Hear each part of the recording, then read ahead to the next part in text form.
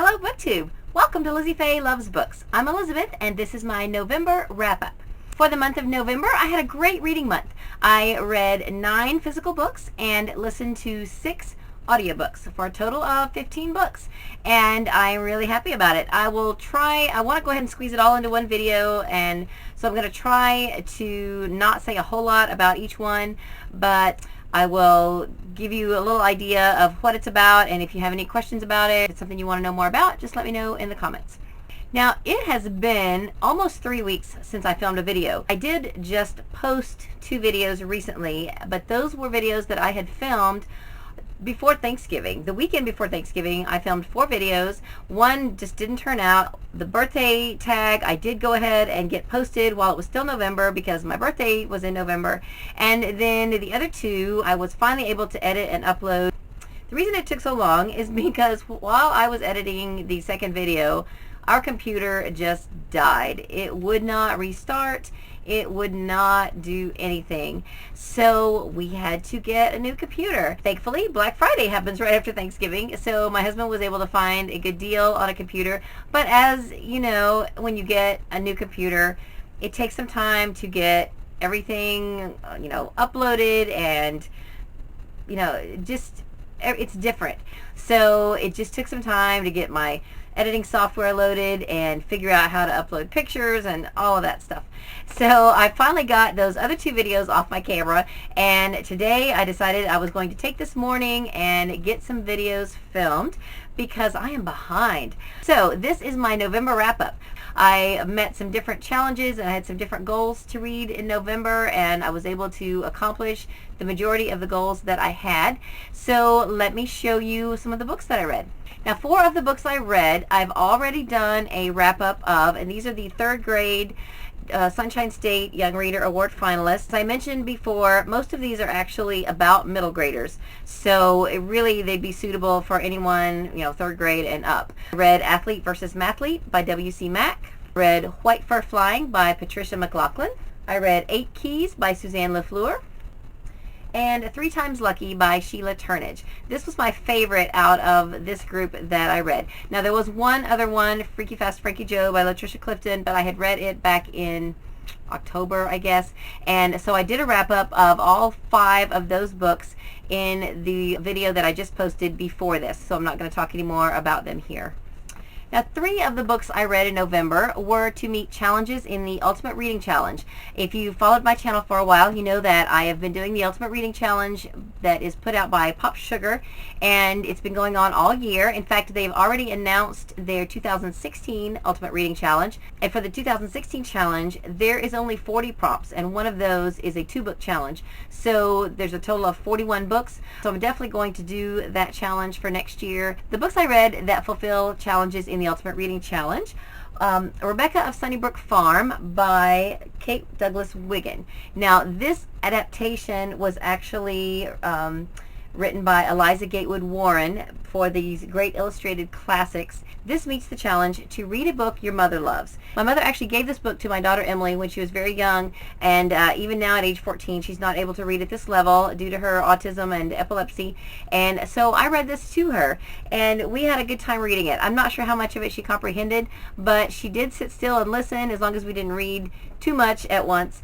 and it took us a couple of months to read it, just kind of plugging away at it, but I really did enjoy it. Now, this is an abridged edition, and it's kind of, I'm assuming it's watered down and condensed so that you really just get the basic synopsis of the Rebecca of Sunnybrook Farm story.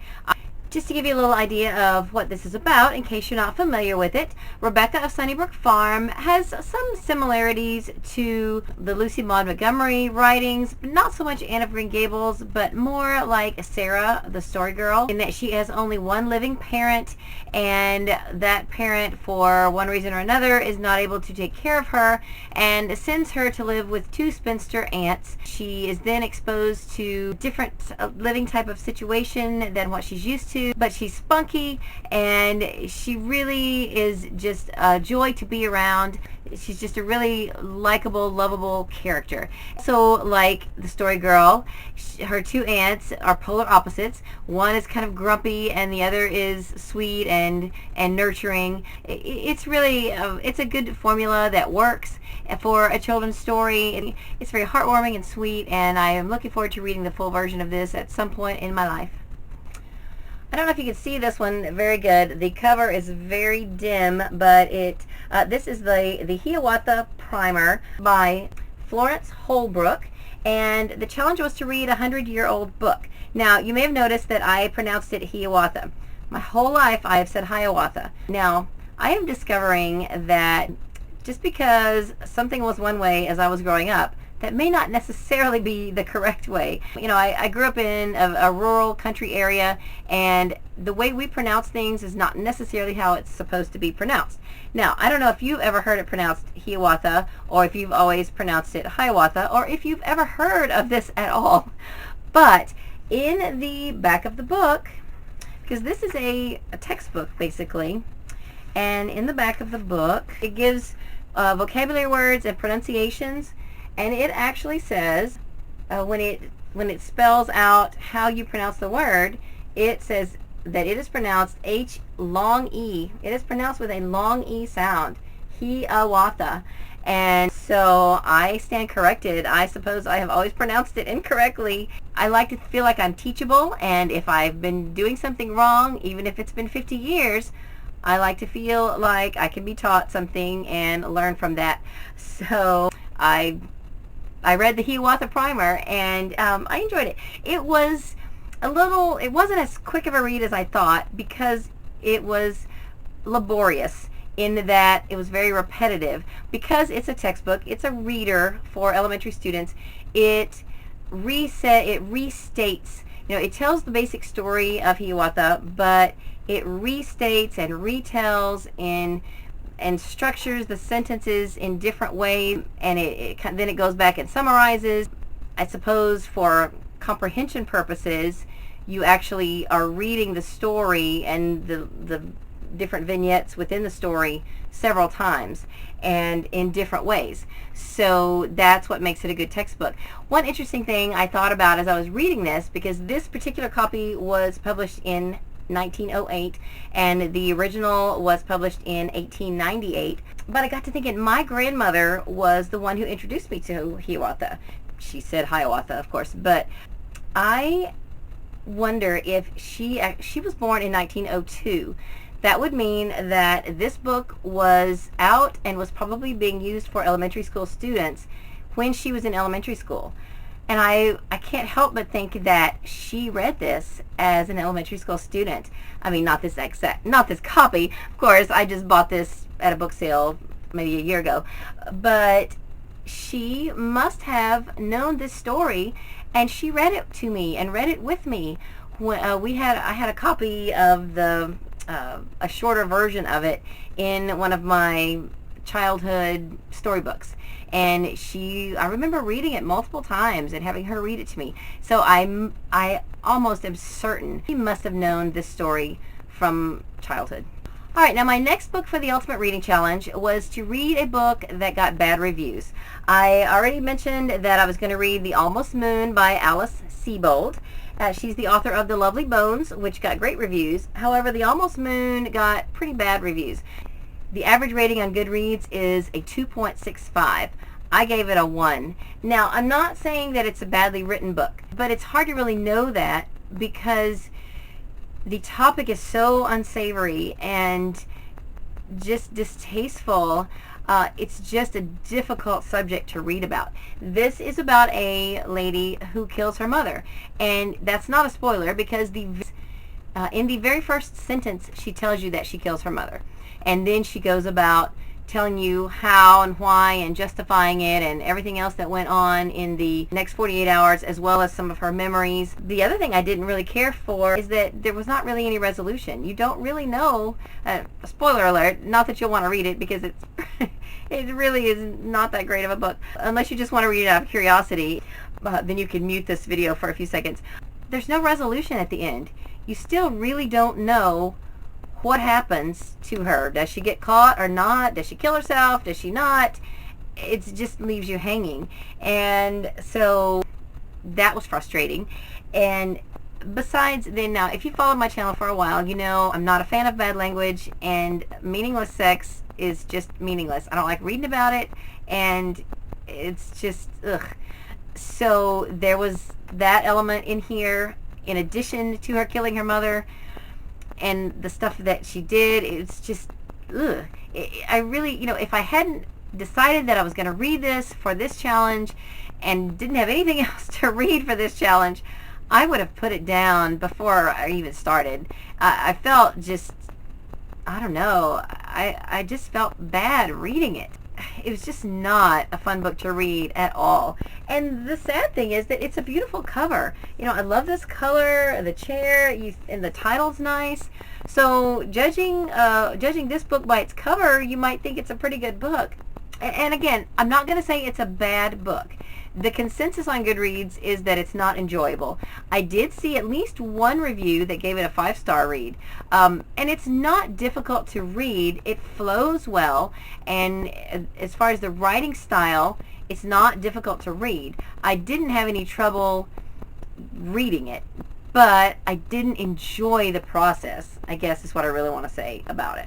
But that challenge is covered now. Thankfully, I don't think that challenge is on next year's list because, I found out what this was about. I did read it, and now I'm done, and I can pass this book on. I can donate this book and get it out of my life. Now, I read 2 other books in November that were not for any challenge. Actually, I started this one in October. This book I won from What Christie's Reading for her 100 subscriber giveaway, and she had a copy as well, and we decided to buddy read it. She read it in a week. She's a fast reader, and I am a little slower. Plus, I didn't find this, in fact, neither of us really found this book completely enjoyable. We discussed the fact that there's not really any likable characters in the story, so there's not anyone you could really get behind and root for. It was difficult to read for me.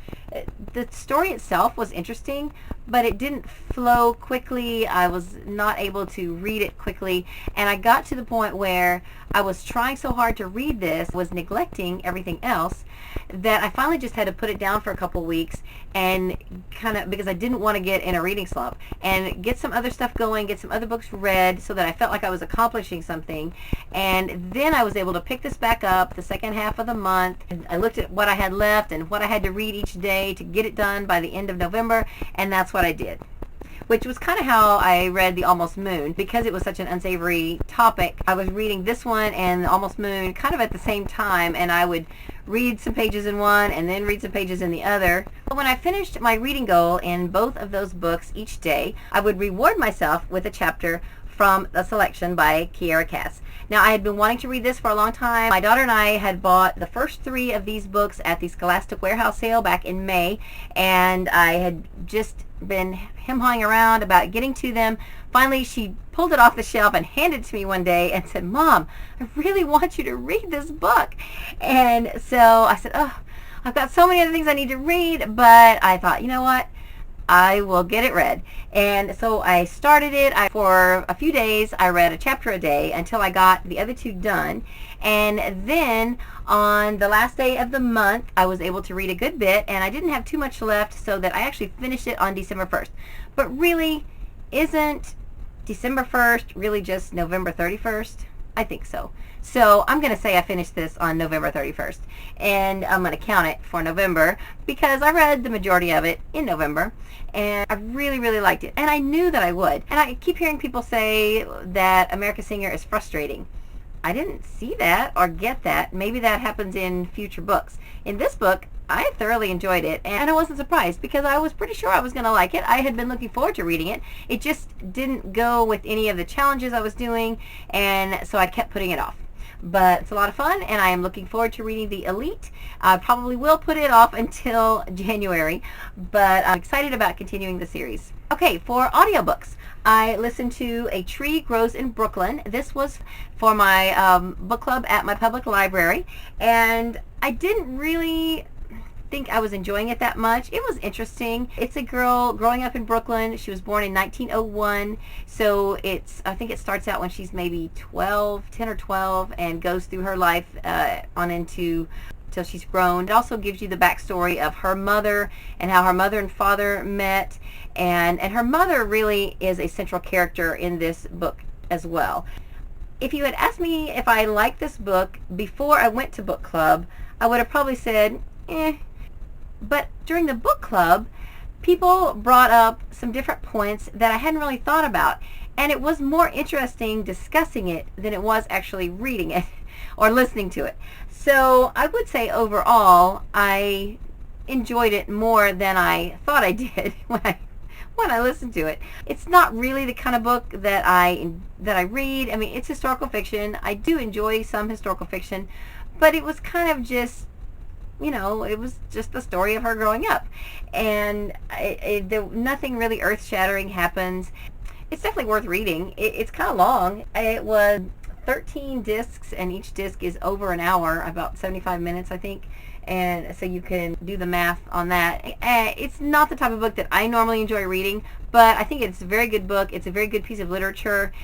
It's a good snapshot of that time period. So yeah, I would recommend it if historical fiction is something that you enjoy. This is what I listen to in my car. This is Desecration. This is one of the books in the Left Behind series by Tim LaHaye and Jerry B. Jenkins. This is the 9th book. It was pretty good. It just kind of continues the story through the tribulation period, and again, not too many really earth-shattering things happen in this specific book. The second half of the tribulation is where things really start to get bad, and so this is like the second book where we've entered the last 3.5 years, and so there's a lot of beheadings and things like that. This was a pretty good book. It's not my favorite. There wasn't really any huge earth-shattering things that happened in this. It wasn't particularly action-packed. There were a few things, but it just kind of continues the story. So if you have started this series, I would recommend continuing it. And if you haven't started the series, it's quite good. Basically, a fictitious idea of what could happen after the rapture of Christ. And so if you're a Christian, you believe in the rapture of Christ and the rapture of Christians by Jesus, and we believe that will happen at some point. And so this is this whole series is based on what it says in the Bible and embellished into a fictitious story about people who are left behind. And it's a very enjoyable series to read or listen to. Partner in Crime by J.A. Jance. This is number 10 in the Joanna Brady series, and it's also number 16, I believe, in the J.P. Beaumont series. So I've mentioned before, my husband and I listened to this on audio when we were reading the J.P. Beaumont series, and at some point we left off with J.P. Beaumont and then went back and started listening to the Joanna Brady series. So we both thought we should listen to this again so we could kind of get it from her perspective. The story is good. The crime-solving storyline of this is great. The problem I had with this is the two main characters. First, they kind of clash because we don't want to work together, and then they begin to develop a mutual admiration for each other, which then at the end just feels really contrived. Then they start to kind of be tempted to have romantic feelings for each other. Now, I can understand that from J.P. Beaumont's perspective, but not from Joanna Brady. At this point in her story, she's a newlywed. I'm sorry. If you're a newlywed and happily married, you're not even thinking about someone else in that way. Really. I mean, and if you are, then I've lost respect for you, really. And she's a very strong female character.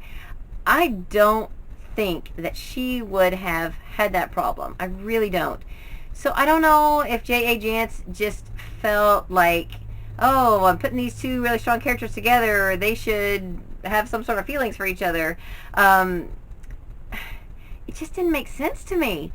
I just thought that was really out of place and in poor taste. I did not like that about it. And I remember thinking that when we first read it, but at the time I didn't really know Joanna Brady's story. It kind of said something about, her new husband and all that, and I thought, well, maybe they're not getting along, or maybe there's more to the story. But no, now I've been listening to the Joanna Brady series. She's got a great husband. And her first husband was widowed at the very beginning of the series. Then over time, she has met and remarried her current husband in this story now. They didn't follow through with anything. It's just that they both acknowledge that, oh yeah, if the situations were different, you're somebody that I could date, or somebody I could see myself with. I mean, yeah, I could see that maybe, but still, it just pushed it a little far for me. Another audiobook that I listened to this month is Come Rain or Come Shine by Jan Karon. This is the latest book from Jan Karon. Because it had been 5 years, I think, between Jan Karon books until this one came out last year, which is called Somewhere Safe with Somebody Good, I was thinking that it might be another 5 years before she did another one. So I was really excited when this one was released this year, just in September, and I'm really hoping to perhaps receive the physical book of this for Christmas, but I couldn't wait to hear the story. It's really not very long. It's only 7 discs, about 8.5 hours, and there is a wedding in this book. They are having a very unconventional wedding. It is a potluck wedding out on Meadowgate Farm. It's just a really sweet story. I highly recommend it. If you are familiar with the series at all, pick up where you left off or start over and just listen, read, do something.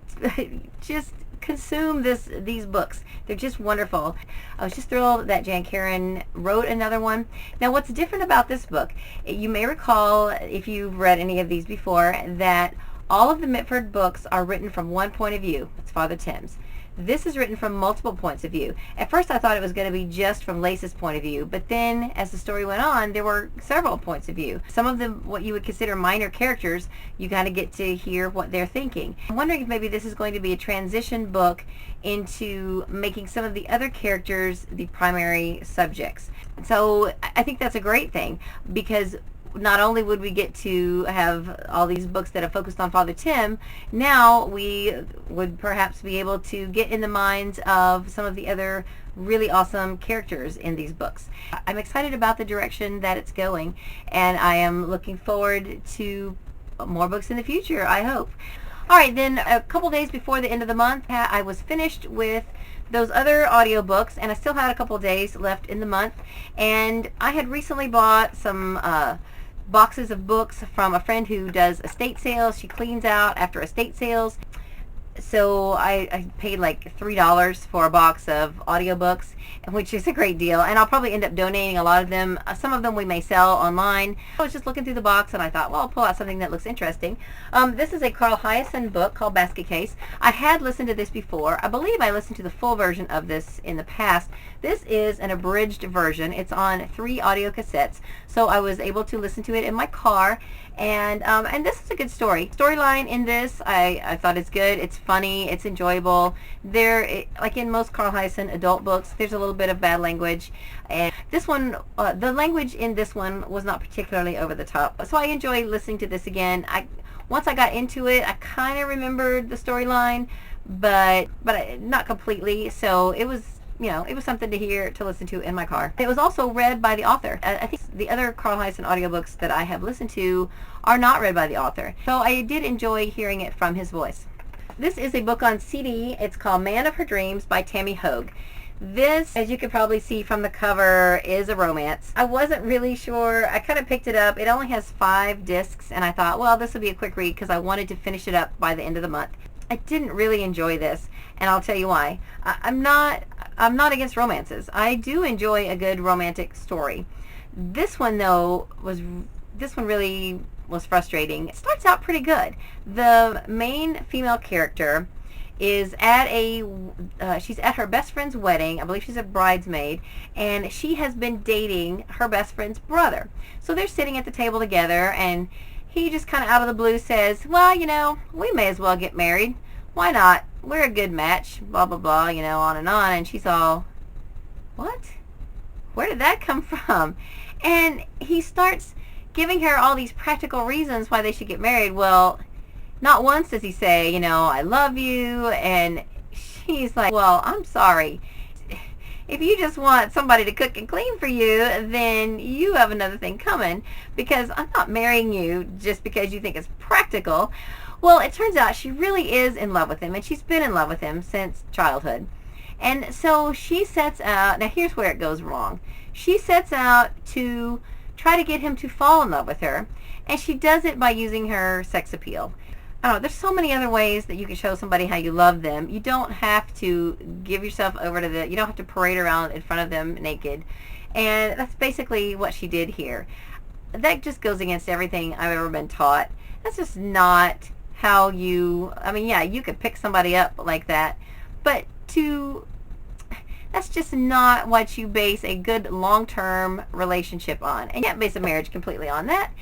So it was just frustrating. And, it does have some pretty steamy parts. So I went ahead and finished it, although by the second half, I was getting really frustrated with her shenanigans. And I don't know if this is indicative of all of Tami Hoag's writing. I thought she wrote mysteries. So maybe she does write some mysteries. I'm not sure. This, if you like steamy romances, then this book might be for you. But I just got frustrated with the storyline. That is what I read in the month of November. I hope this hasn't been too long. I hope you've stuck it out to the end. If you have stuck it out to the end, let me just tell you that you may have noticed that I've reached 100 subscribers. So very soon I will be announcing a 100 subscriber giveaway. So be looking for that. And I will have my December TBR coming up very soon, as well as my November book haul and my book outlet Black Friday haul. So look for those videos coming up. So that's all I have for this video. I hope you're having a great day. Read a good book, and God bless you.